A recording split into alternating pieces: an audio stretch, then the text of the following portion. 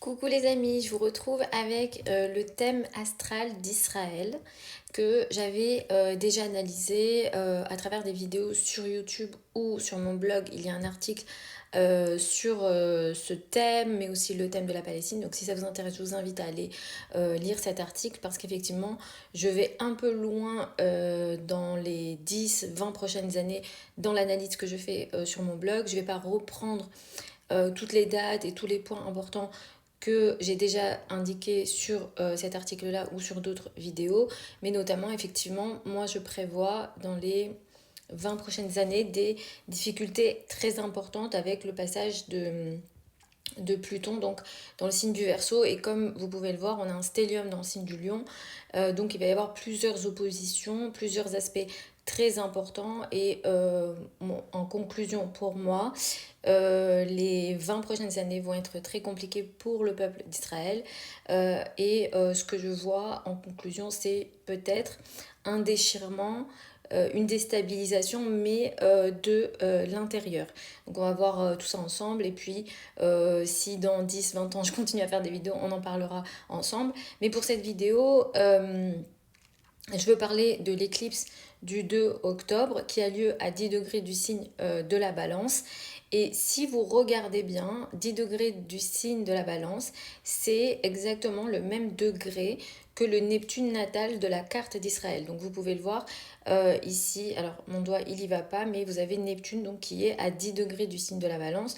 Le Neptune natal d'Israël fait un carré à Vénus natale, on a un sextile à la Lune, et Vénus se trouve dans la 9. La 9, ça va être l'étranger, l'image qu'on a à l'étranger, ça va être les médias, etc.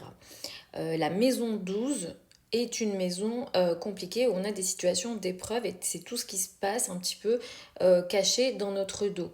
Le fait que l'éclipse du 2 octobre 2024 ait lieu sur le Neptune natal de la carte d'Israël donc du coup là il va y avoir une activation de cet aspect là, donc de l'aspect Vénus Neptune, sachant qu'actuellement Mars transite en Cancer. J'ai fait une vidéo juste pour ce transit là parce que c'est un transit qui est important, c'est un transit qui est anormalement long en astrologie. Mars va entrer en Lion, va rétrograder, donc comme on a ici un transit irrégulier, on va juger que ça peut être l'indication d'événements importants. Donc on va avoir des carrés qui vont se faire ici. L'éclipse du 2 octobre fait un carré à Mars. Donc c'est une énergie qui est compliquée, qui apporte des situations de conflit potentiellement. Et comme là, effectivement, cette éclipse du 2 octobre, elle a lieu dans la 12, du coup, sur le Neptune natal d'Israël, on peut peut-être s'attendre à des événements très compliqués pour Israël, peut-être des attaques dans le dos, on peut penser à du terrorisme ou à autre chose, mais quelque chose d'assez scandaleux et de très neptunien, c'est-à-dire qu'on ne voit pas venir, qui est invisible et qui est dans le dos.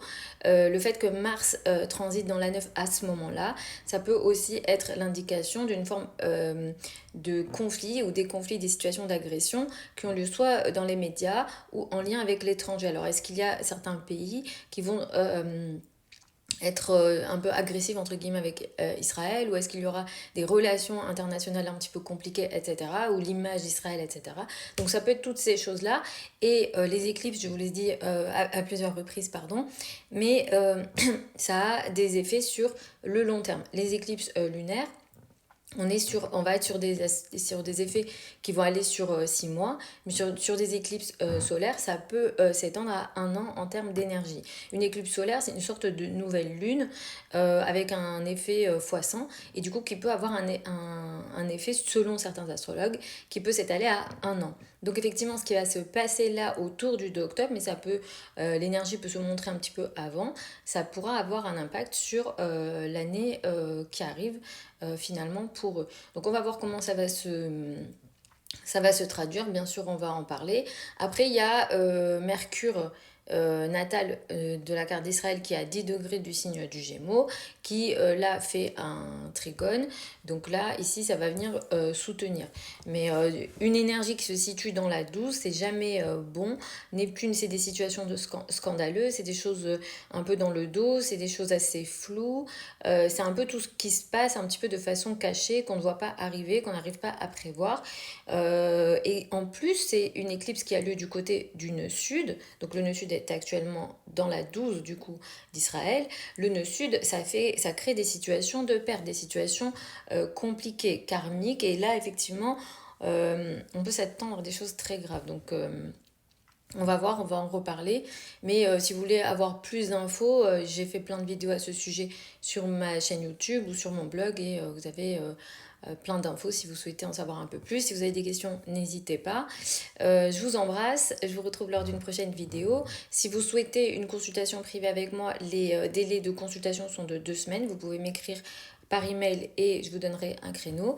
Pour celles et ceux qui veulent apprendre l'astrologie avec moi, la prochaine session de formation pour de l'astrologie personnelle, donc thème de naissance personnel. Donc ça, là, ce que je fais là maintenant, c'est de ce qu'on appelle de l'astrologie mondiale. Donc c'est un petit peu différent, il y a un programme à part pour ça. Mais pour de l'astrologie personnelle, il y a une session pour les débutants qui démarre en janvier 2025. Vous avez toutes les infos sur mon site. Je vous embrasse et puis je vous retrouve lors d'une prochaine vidéo.